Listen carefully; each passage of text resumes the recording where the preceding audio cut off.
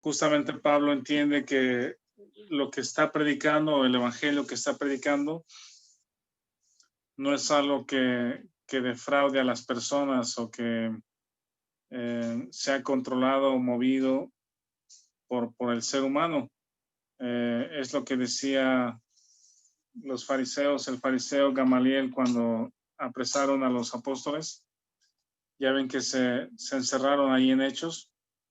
Y dice, si esta es una obra de hombres, se va a terminar, pero si es de Dios, no la pueden detener. Haciendo referencia a que la gente veía a los apóstoles y a los discípulos en Hechos como revoltosos, pues como un grupo más de gente que quería liberación de la esclavitud, o no de la esclavitud, pero sí de la opresión romana, pues, ¿verdad? Había muchos grupos que surgían y líderes para levantar revueltas. Eso se acabó justamente con la destrucción de Jerusalén en el año 70. Y entonces ponían a los apóstoles en ese cuadro, en ese nivel, pues, de revoltosos, buscando libertad y buscando un reino y proclamando un rey. Pero entonces Gamaliel es el que dice, si esta obra es de Dios, no la puedes detener. Entonces, justamente Pablo entiende eso también y dice, este evangelio que estamos compartiendo o esta información o la obra de Jesucristo que estamos compartiendo no es para avergonzarse, no es para defraudar, porque es poder de Dios. Amén. Y realmente creo que cuando nosotros tenemos la oportunidad de compartir algún texto o algún testimonio o acerca de Cristo con otros, quizá nos da cierto temor o cierta pena porque no vemos a lo mejor esperanza en las personas, pues cómo una persona puede cambiar o cómo una persona puede dejar sus problemas, o a veces no los vemos tampoco como personas que lleguen a una iglesia, no los vemos como cristianos, por decir, o pensamos que la situación es muy complicada, o la persona es muy incrédula, o muy pagano, o rebelde, o pecador, o lo que sea, y no vemos cómo el evangelio pueda transformarlo, pero a través de muchas experiencias y de los años también vemos que Dios no tiene imposible para transformar a las personas, que a veces las personas que más parecieran que no tienen oportunidad de convertirse o que son muy malos o que son tal o cual, cuando escuchan el evangelio y, o sea, cuando escuchan y hay fe en su corazón, cuando Dios abre el entendimiento con esas noticias, con ese evangelio acerca de Jesucristo, entonces hay una transformación interna, hay un nuevo hombre entonces. Y el tema de la salvación también lo hemos estudiado varias veces, refiriéndonos a que la salvación puede ocurrir, o más bien ocurre en tres etapas, por decir. Hay tres etapas de la salvación, o tres elementos, pues, no sé si son, ¿cómo se dice?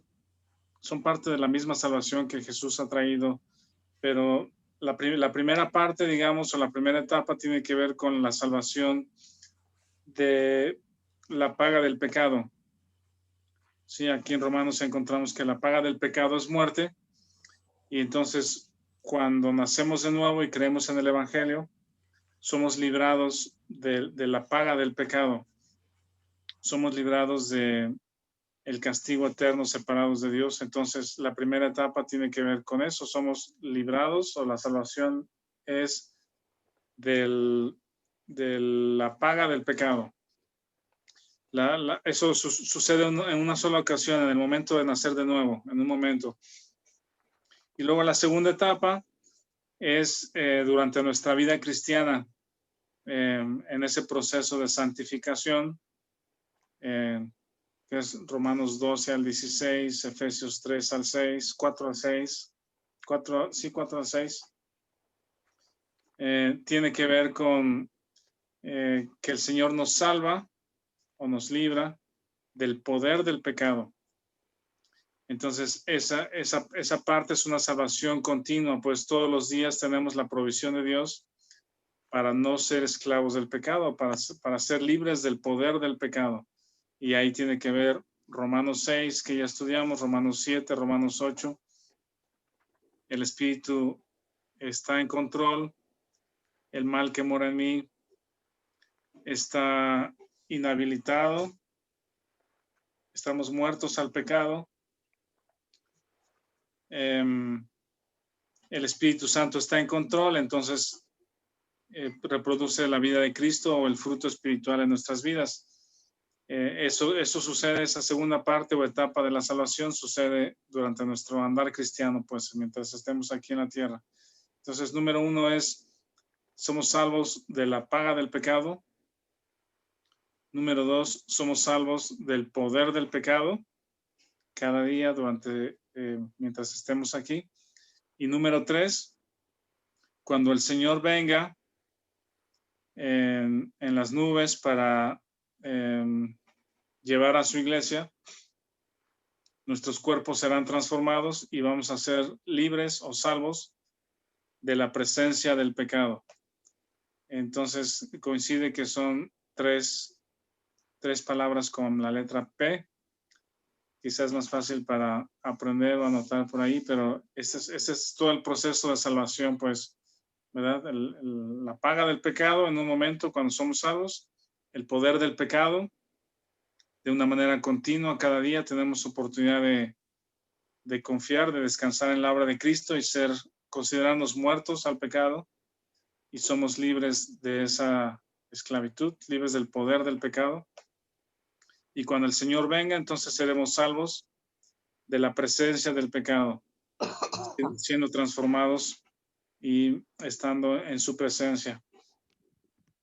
Entonces dice Romanos 1:16, porque es poder de Dios para salvación a todo aquel que cree, al judío primeramente y también al griego. Entonces, Pablo hace el énfasis regularmente en la fe. En Efesios 2 dice, no por obras para que nadie se gloríe. Sí, Vic. Entonces, salvación de la paga del pecado sería la justificación, del poder sería la santificación y de la presencia sería la glorificación. Yo creo que sí. Yo creo que están relacionados, sí. Sí, correcto. Fue lo que comentó ahí el tocayo también. Okay.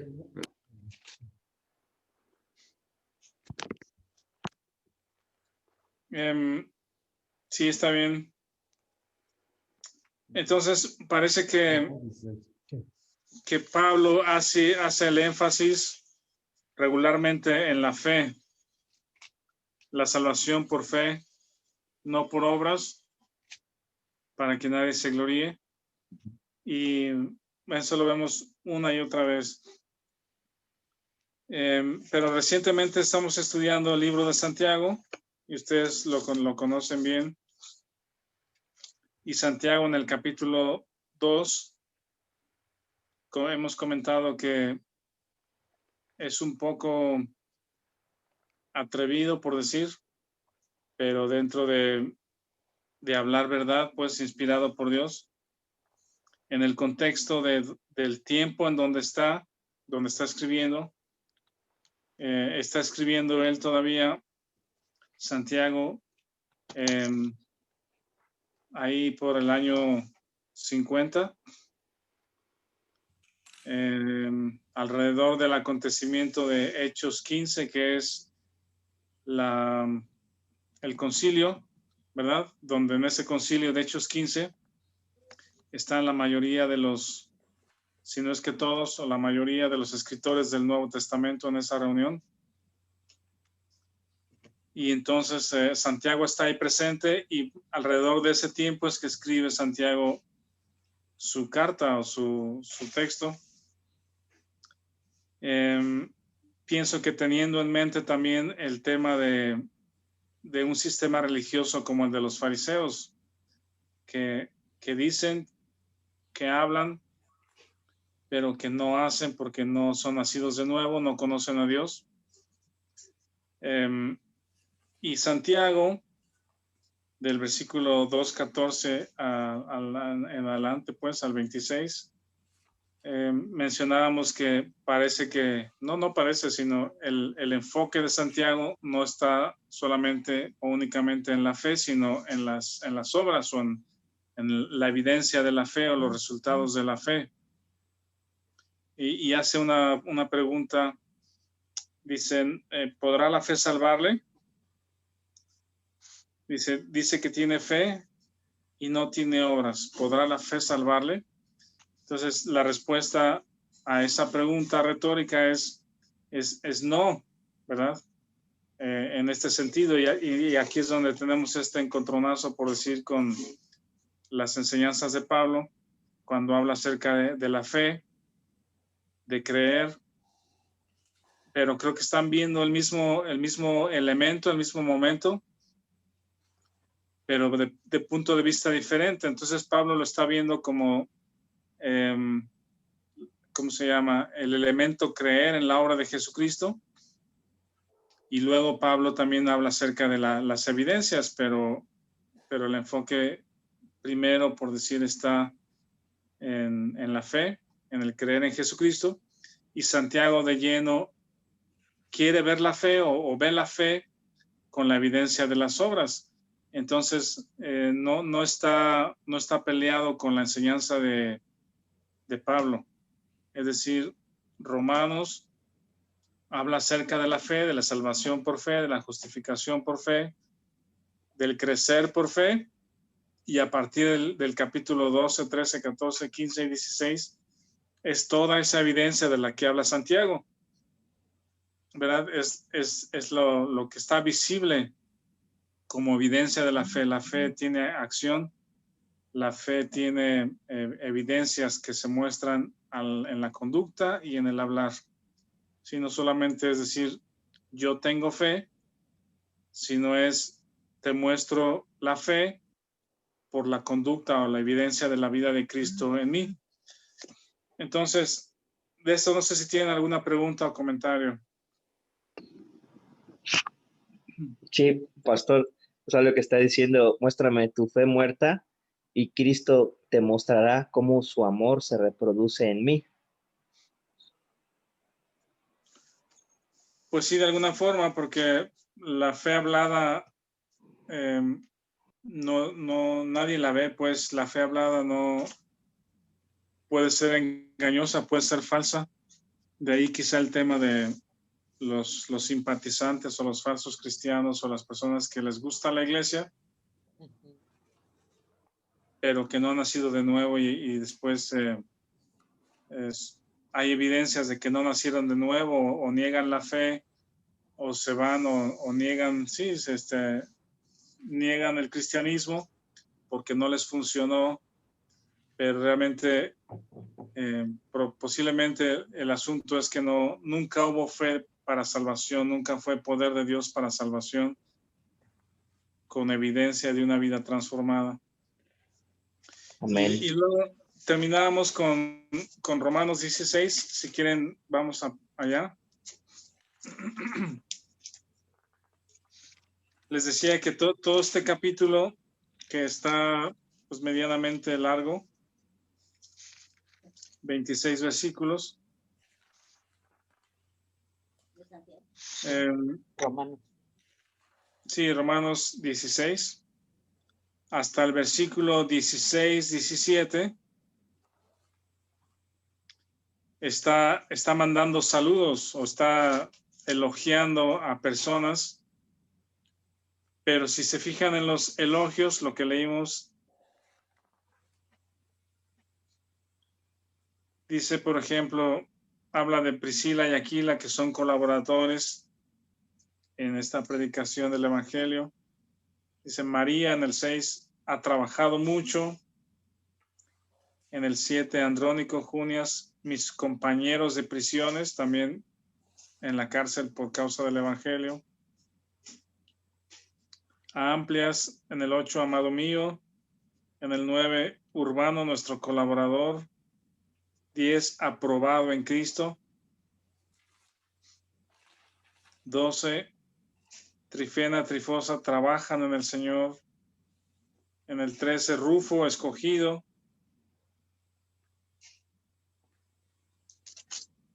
en el 15 menciona varias personas, Filólogo, Julio, Neveo, y dice a todos los santos que están con ellos, saludaos unos a otros con ósculo santo, o saludan todas las iglesias de Cristo. Esto tiene relevancia porque no solamente es como que el cierre ahí para llenar páginas, sino justamente está hablando de la unidad, de la,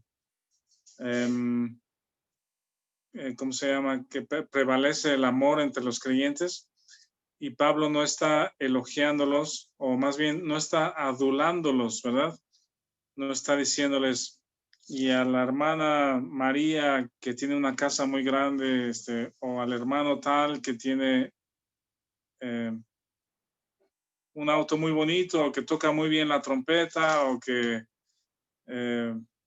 no sé, no les está diciendo cosas como para adularlos, que tal vez no estaría tan mal de repente decir algunas de los talentos, pero lo que Pablo está resaltando es la obra de Jesucristo en ellos, pues su servicio, su amor y su servicio a la iglesia, a la comunidad, a los creyentes.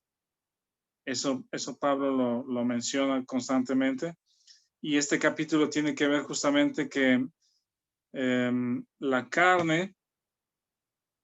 carne divide a las personas, ¿verdad?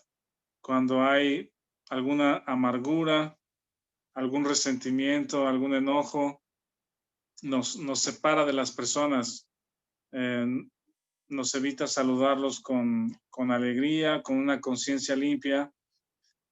Cuando hay ofensas unos con otros, nos dejamos de ver, nos vemos recelosos, ya no tenemos confianza con esa persona que nos ofendió, pero tampoco manifiesta el perdón, ¿verdad? Cuando hay alguna ofensa, hay una oportunidad para confiar en el Señor y entonces perdonar, y la relación puede ser mejor después de esas ofensas y después del perdón. Entonces, todas esas cosas respecto a relaciones humanas que son problemáticas, que a veces estamos de malas, o que tenemos un mal día, o que tenemos una mala actitud, son oportunidades para confiar en Jesucristo, para pedir perdón, para perdonar, para pasar por alto pecados, para quitar amargura de nuestro corazón por medio del perdón. Y entonces sucede esto, pues, que la iglesia está en unidad, los creyentes se aman, se aprecian. Quizá hubo algo en el pasado, pero realmente eso pasa, se va, y prevalece el amor cristiano. Y en el 17 justamente hace este llamado para que en medio de las iglesias, dice, les ruego que os fijen en los que causan divisiones y tropiezos en contra de la doctrina que vosotros habéis aprendido, y que os apartéis de ellos. Entonces yo creo que sí hay personas dominantemente carnales, con un perfil a lo mejor de conducta como en el libro de Corinto, que se causan divisiones, que se tienen preferencias, que se quejan, que murmuran, que hacen chismes, y esas personas causan divisiones, pues, porque está motivado por la carne. Dice, porque tales personas no sirven a nuestro Señor Jesucristo, sino a sus propios vientres, y con suaves palabras y lisonjas engañan los corazones de los ingenuos. Y así es como termina. Entonces, después dice el versículo 20, y el Dios de paz aplastará en breve a Satanás bajo vuestros pies. Es curioso que dice que el Dios de paz aplastará a Satanás, ¿verdad? No sé por qué no dice el Dios de la guerra, o el Dios del o el Dios del fuego, o el Dios de la ira, ¿no? El Dios de la ira aplastará en breve a Satanás. Y realmente la ira de Dios ya fue descargada en Jesucristo y en la cruz es donde obtuvo la victoria. Entonces realmente ese aplastar en breve a Satanás bajo vuestros pies tiene que ver con un enemigo derrotado, que es Satanás, fue derrotado en la cruz. No es nuestra la batalla, pues. No tenemos que declarar o atar o reprender, porque Jesucristo ya lo venció a Satanás en la cruz. Y entonces a lo que nosotros nos toca es confiar, es descansar en la obra de Jesucristo. La salvación, la justificación es por fe. Descansamos en las verdades para crecimiento de Romanos 6, 7 y 8. Ahí está la fe fundada. Nada nos separa del amor de Cristo, Romanos 8. Y entonces la obra de Satanás, digamos que inicial de Adán, en la vida de Adán, no tiene nada que ver con nosotros. Estamos muertos a esa relación, a ese viejo hombre, y Satanás no tiene ningún poder sobre el creyente. Y luego dice el 21, le saludan Timoteo, Lucio, Jasón, Sosípater, yo Tercio, que escribí la epístola, os saludo. Ese fue como que una nota del que estaba tomando el dictado, digamos, de Pablo, ¿verdad? Pablo dictando su carta. Recuerden que Pablo tenía un problema en los ojos, por el cual ora. Entonces es posible, es probable que él mismo ya no podía articular ¿cómo se llama? La escritura, una escritura correcta. De hecho, ¿dónde está ese versículo que dice yo con mi propia mano? Les escribo con mi propia mano. ¿En dónde dice eso? ¿Se acuerdan? Son en 2 o 3 cartas. Creo que Colosenses es una de ellas que dice que con sus propias manos, pero creo que en 2 o 3 cartas lo menciona, ¿no? ¿O es nada más esa? Creo que sí, en Colosenses. También en Gálatas 6:11. A ver, ¿qué dice Gálatas 6:11? Permítame tantito, hermano, ahorita lo busco. Aquí está. Dice, mirad con cuán grandes letras os escribo de mi propia mano. Ah, sí.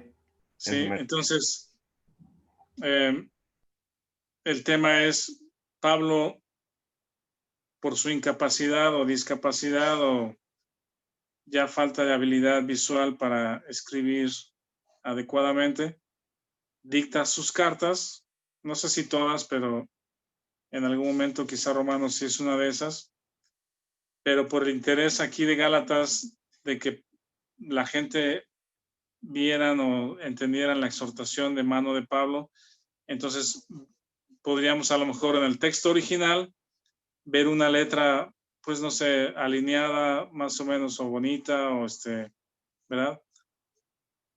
Una buena letra para escribir una carta y de pronto Pablo pide la pluma y les dice, miren cuán grandes letras os escribo de mi propia mano.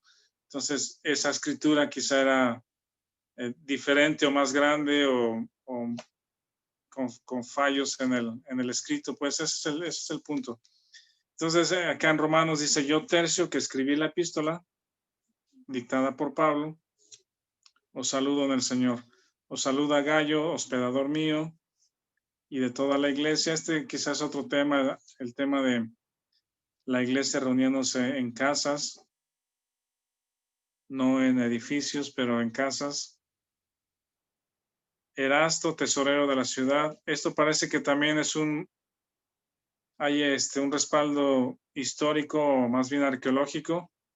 En Roma se ha encontrado una piedra donde señala a Erasto como tesorero de la ciudad. El 24, la gracia de nuestro Señor Jesucristo sea con todos vosotros. Y luego la despedida o el cierre. De hecho, Santiago carece de un cierre como este. La carta de Santiago no tiene un cierre de despedida. Y aquí Romanos sí lo tiene, dice, y al que puede confirmaros según mi evangelio y la predicación de Jesucristo, según la revelación del misterio que se ha mantenido oculto desde tiempos eternos, pero que ha sido manifestado ahora y que por las escrituras de los profetas, según el mandamiento del Dios eterno, se ha dado a conocer a las gentes para que obedezcan a la fe. Al único y sabio Dios, sea gloria mediante Jesucristo para siempre. Aquí habla un poquito de lo que con lo que comienza, que es el evangelio expresado o oculto en el pasado por medio de los profetas. Hebreos también dice, Dios habló de muchas maneras, muchas veces a través a nuestros padres por los profetas. Ahí están ya dos textos, Víctor, gracias, donde menciona que Pablo escribe con su puño.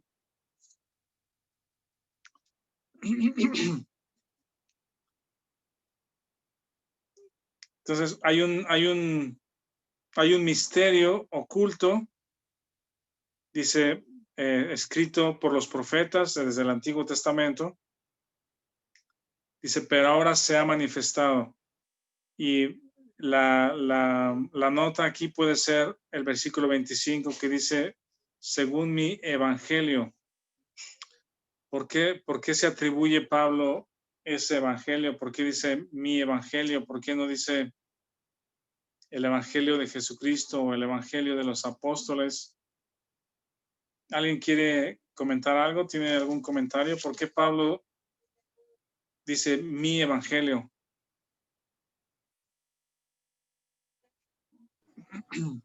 Porque se apropió Pablo, o sea, se apropió del evangelio como de él, ¿no? O sea, refiriéndose a Dios, a Cristo como él. Pero ¿se lo apropió correctamente o incorrectamente? Yo creo que correctamente, porque Cristo mismo se lo dio. Él se refiere a mi evangelio porque no lo escuchó de alguien más, sino de Cristo. Y refiriéndose a mi evangelio, porque los demás apóstoles predicaban también el mismo evangelio de Cristo, pero Pablo fue el único que al igual que a los otros, se los reveló directamente. Porque Sí. También dice, yo no tuve que bajar con los apóstoles para que me instruyeran, sino que lo recibí de Cristo. Sí, correcto. Esa es la razón, porque... Sí, adelante. Sí, es que dice en el 1:1, dice Pablo, siervo de Jesucristo, llamado a ser apóstol, apartado para el evangelio de Dios, porque él había prometido antes por los profetas en las Santas Escrituras.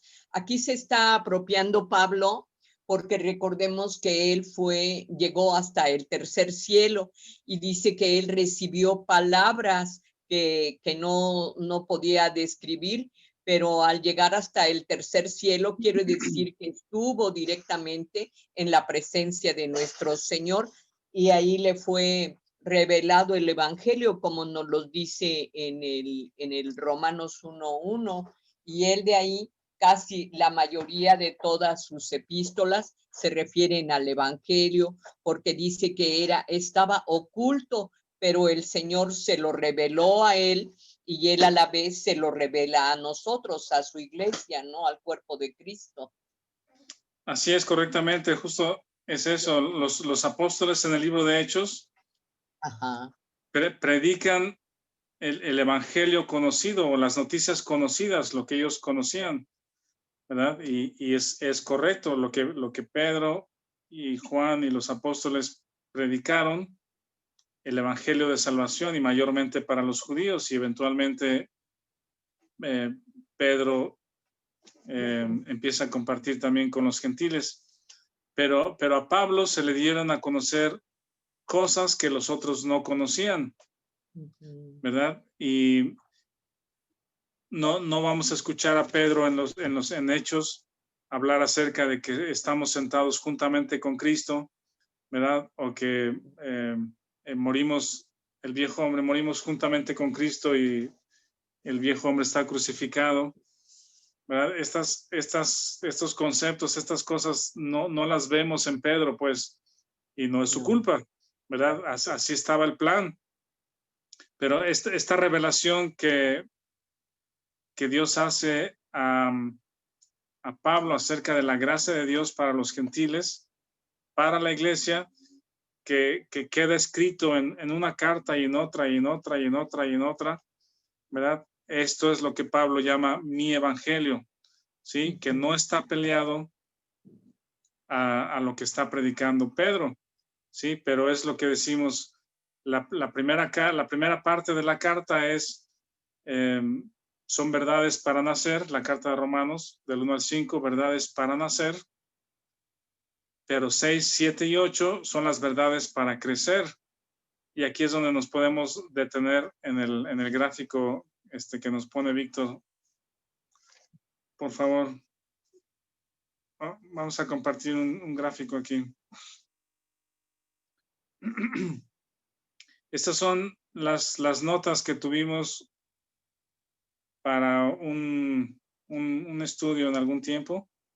Ahí solamente menciona, digamos, que la cronología o el tiempo aproximado en que Pablo escribió la carta a los romanos, a partir del 54, 57, por ahí está. Sí, desde Éfeso. Bueno, y luego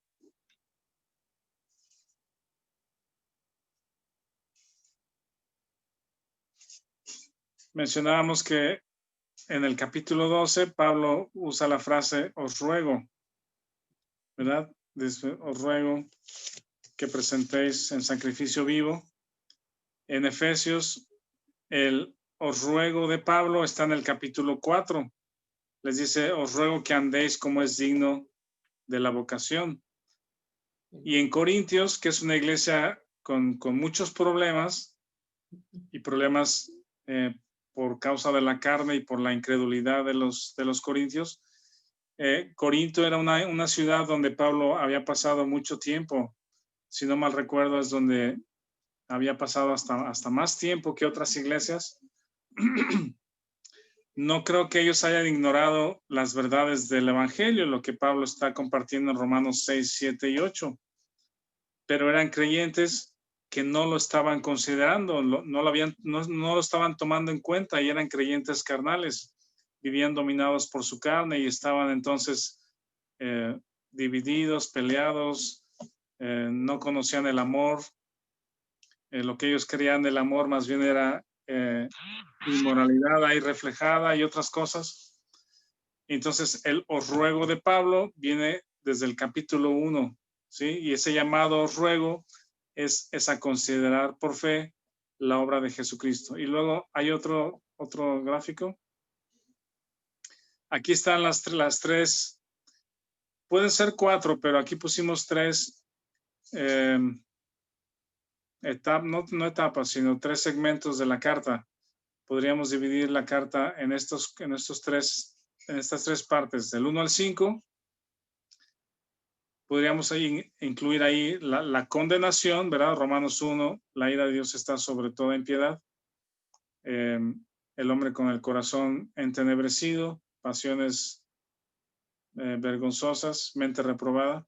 El hombre está condenado, separado de Dios. Y luego viene la justificación y la verdad sobre la cual creer o sobre la cual poner la fe es, Él murió por mí. Jesucristo es el pago, Él es la propiciación. Es fe en Jesucristo. Están las verdades de justificación. Si queremos compartirle a alguien acerca del evangelio, de cómo puede ser salvo, estos 5 capítulos son la clave, pues. Pero enseguida del 5, de justificados pues por la fe, tenemos paz con Dios, 5:1.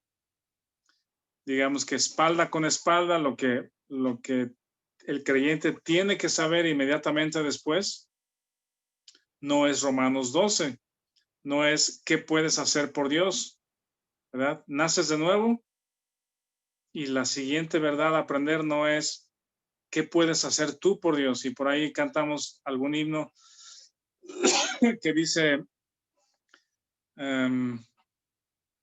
dice algo así como que su vida dio por mí, dice, su vida dio por mí. Dice, ¿qué puedo hacer por ti yo? ¿Verdad? Algo así dice el coro.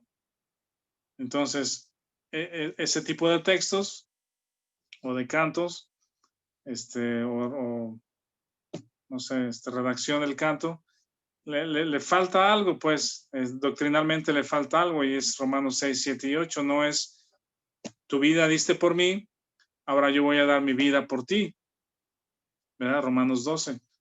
Si no es Romanos 6, la verdad que sigue después de que hemos nacido de nuevo es sabiendo esto, que nuestro viejo hombre fue crucificado juntamente con Cristo.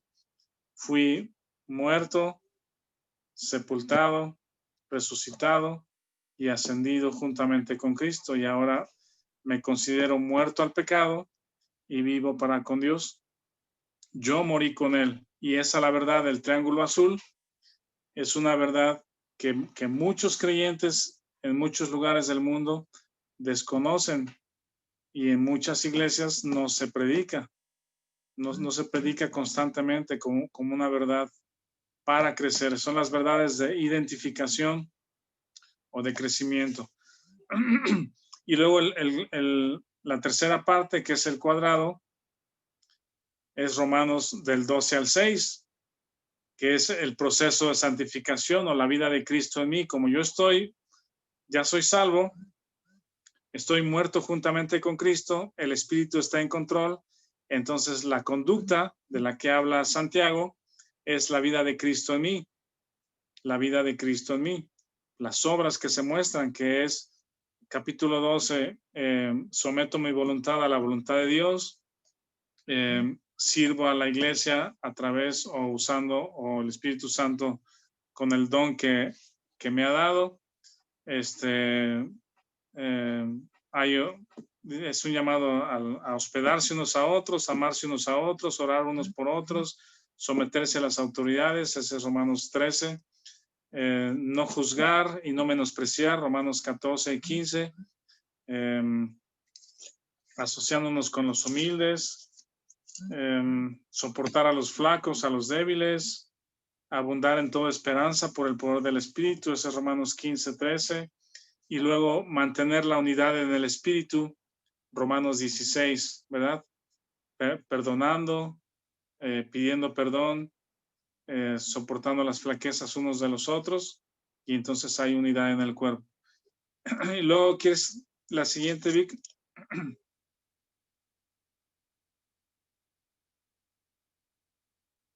Bueno, ese es otro gráfico aquí también con el contenido de la carta. De otra manera, el hombre de Romanos 1 tiene el corazón entenebrecido, pasiones vergonzosas, mente reprobada, y la ira de Dios está sobre él.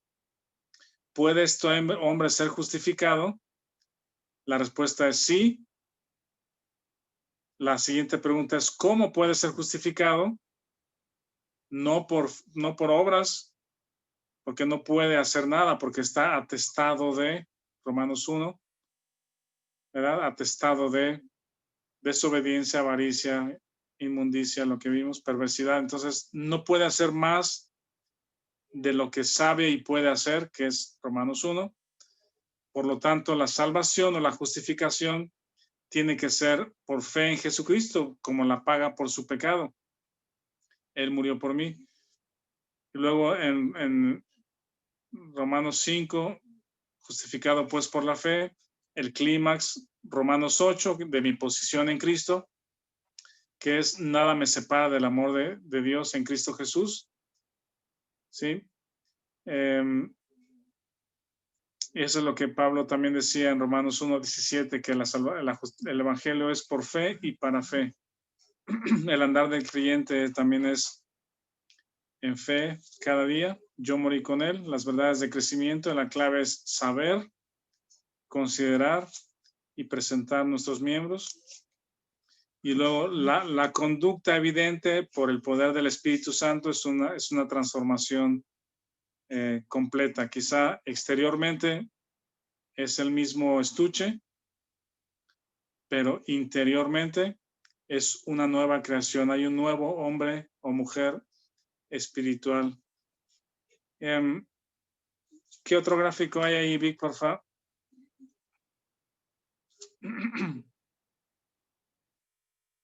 Bueno, eso es Romanos 6. Eso es lo que decíamos, que si carecemos de las verdades de Romanos 6, 7 y 8, hay un hueco, pues ahí hay algo que falta. Y entonces ponemos al nuevo cristiano a que cumpla una serie de reglas. Y ahí sí lo cargamos con una carga muy pesada, porque son deberes cristianos. Es ya Dios o Jesucristo dio su vida por ti. Muy bien, Romanos del 1 al 5, ya lo entendiste, ya naciste de nuevo. Pero ahora tú tienes que vivir tu vida para Dios y hacer esto, hacer esto, hacer esto, hacer esto, hacer esto, hacer esto. Entonces, esa santificación o obra del Espíritu se convierte en un intento de cambio de conducta en la carne, y es un fracaso y un cansancio, una decepción. Es una carga tan pesada que la vida cristiana parece, o es más bien imposible. La vida cristiana es imposible de esa manera. Y vemos creyentes desanimados, desalentados, iglesias separadas, enojos, luchas de poder, nada de Romanos 16, nada de Romanos 15, 14, rebeldes a las autoridades, en fin. Luego hay otra. Bueno, Hiro Onoda, quizá ustedes no escucharon esta historia porque la platicamos casi al principio, pero era un soldado japonés en la Segunda Guerra Mundial. Fue asignado con su grupo, con su, ¿cómo se llama? Pelotón o grupo de soldados a Filipinas. Y la instrucción que se les da es escóndanse y peleen.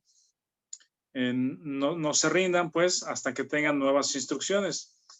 Esa fue lo que ellos escucharon y lo que ellos tenían en mente para obedecer. Y entonces ellos lucharon con todo su pelotón, algunos fueron muriendo, pero luego no se enteraron que la guerra había terminado, porque ellos estaban aislados por allá en campos en Filipinas. La guerra terminó, ellos seguían escondidos, nadie les informó que la guerra había terminado, que ya había paz. De repente alguien los encontró por ahí, a Hiro Onoda, y le dijo: oye, la guerra ya terminó, ya puedes salir, ya puedes tirar tu arma y regresarte a tu país. Y él dijo: no, yo sigo luchando porque la instrucción que tuve fue no dejar las armas hasta que tuviera la instrucción, la nueva instrucción de mi general o de mi superior. Entonces informaron de esto ahí en Filipinas, informaron de esto a Japón. Pasaron 30 años en que este hombre estuvo escondido después de que terminó la guerra, y encontraron a su superior trabajando después de 30 años, creo que trabajaba ya en una biblioteca, algo así, ya un anciano, y le dijeron: oye, tu soldado Hiro Onoda sigue escondido por allá 30 años después, creyendo que la guerra continúa y no quiere dejar las armas hasta que tú vayas y le digas que ya terminó la guerra, porque tú eres o eras su superior. Entonces hicieron viajar al anciano hasta Filipinas, verlo, y le comunicó, le dijo: la guerra ya ha terminado. Y por ahí están las noticias y las fotografías de esta historia.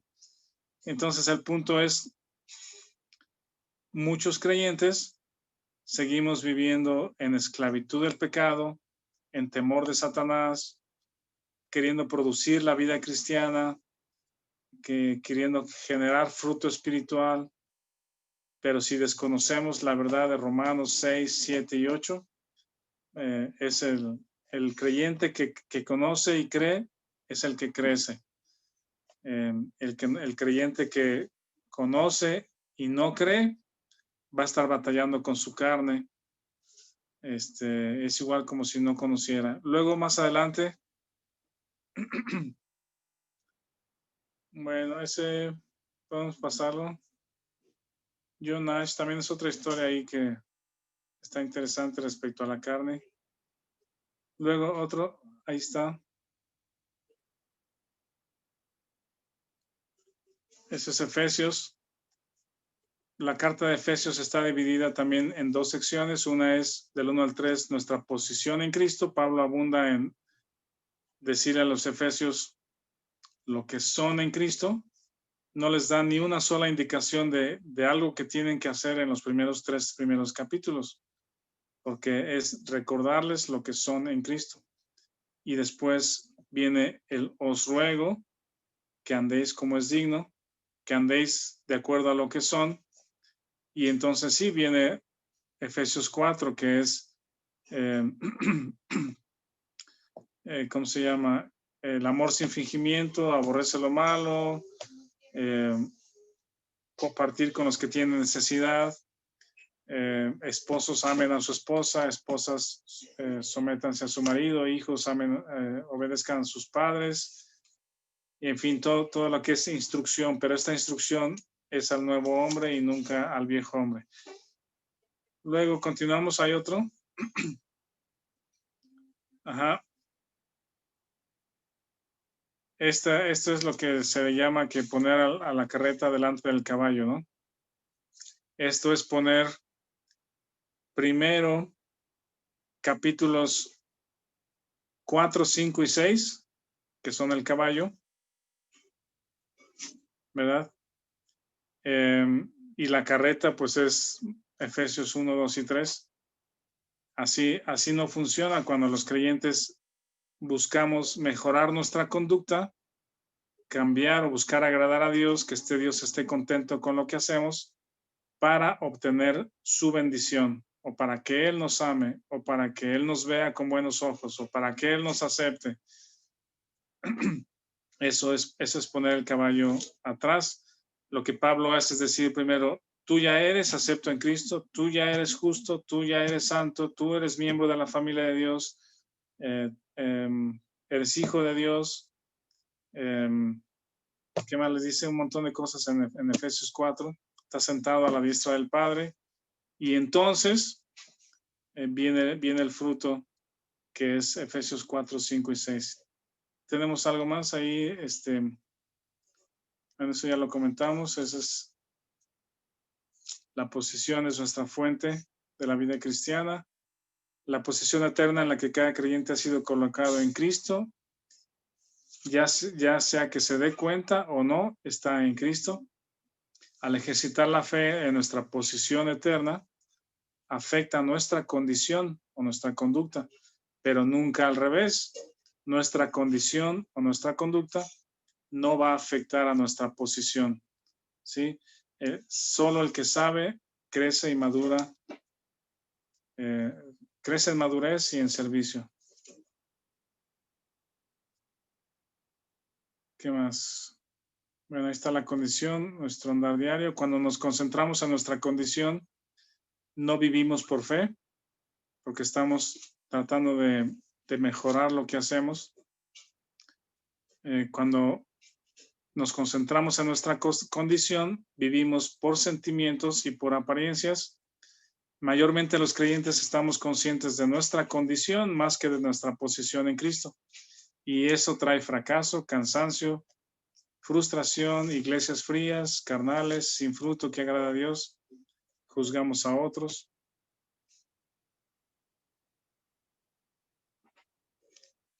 Bueno, ahí hay varios ejemplos. Yo creo que les podemos pasar este material, ¿no, Vic? Sí, porfa. Ahorita ahí me van pasando los correos. Por favor. Por favor, y yo se los mando en un momento. Gracias, hermano Vic. Aquí está la progresión esta de lo que somos en él. en el Romanos 1 es la ira de Dios sobre toda impiedad. 5.1 tenemos paz con Dios. 6.6 estamos muertos, pero vivos con Dios. Muertos al pecado, vivos para con Dios. 8.1 no hay condenación. 8.2 el Espíritu mora. 8.31 nada nos separa del amor de Cristo. Y luego Romanos 12, ese es el que presentamos delante de Dios como sacrificio vivo. No sé si hay otro gráfico. Bueno, ahí están los dones del Espíritu también que ya estudiamos. Luego hay otro. Bueno, esos son notas nada más. Bueno, se lo pasamos y aquí terminamos entonces por hoy. Muchas gracias. Y si quieren podemos dar una pausa, algunas semanas, no sé si tienen algún de plan. las 49 cualidades de carácter. Esto es un material de un hermano de una sociedad, no sociedad, sino asociación pues cristiana que se llama Carácter Primero. Y hay una asociación en México también con ese nombre.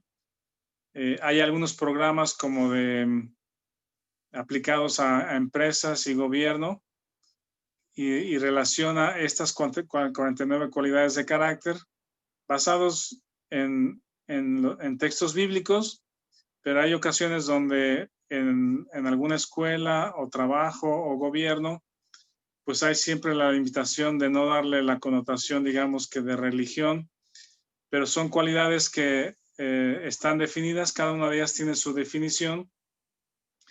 Yo pienso que tienen que ser producidas por el Espíritu de Dios, pero como quiera, de alguna manera, las personas pueden identificar conductas que pueden cambiarse, conductas que pueden mejorarse. Entender primero la definición de cosas como el esmero, la sabiduría, la tolerancia, el dominio, ahí está la puntualidad, la responsabilidad, y entonces elogiar de acuerdo a progresos en la construcción del carácter. Yo creo que en los hogares podemos ayudarle a nuestros hijos a que construyan carácter, el carácter de Cristo en ellos. Y luego se pueden dar incentivos también con base al desarrollo de carácter en medio del trabajo, pues a la puntualidad, al esmero, a la generosidad. En fin, hay materiales muy interesantes de eso. Estos son ejemplos de las definiciones. No me acuerdo por qué estaba aquí esta historia, pero también este es el impostor, el que falsificaba. Exactamente. Hay una película ahí, ¿no? ¿Cómo se llama? DiCaprio, ahí está. Atrápame si puedes. Sí, no me acuerdo por qué estaba ahí el ejemplo, pero luego lo recuerdo y se los comparto. Era por identificar los billetes o cheques falsos. Y está una persona después que fue falsificador, por decir, y prófugo. Luego fue contratado por el FBI para identificar cheques falsos, billetes falsos, etcétera. Bueno, ¿quieren terminar con una oración y luego nos comunicamos para ver si seguimos en algún otro día con otro material? Amén. Sí. ¿Quieres Pastor, orar, Vic? Hermano Vic, ¿puedes orar por dos hermanos por su santificación? Se llama hermana Flor y hermano Arael. Porfa. Muchas gracias. Flor y Arael. Seguro. Vamos a orar. Vamos a orar y con esto terminamos. Denme un momentito.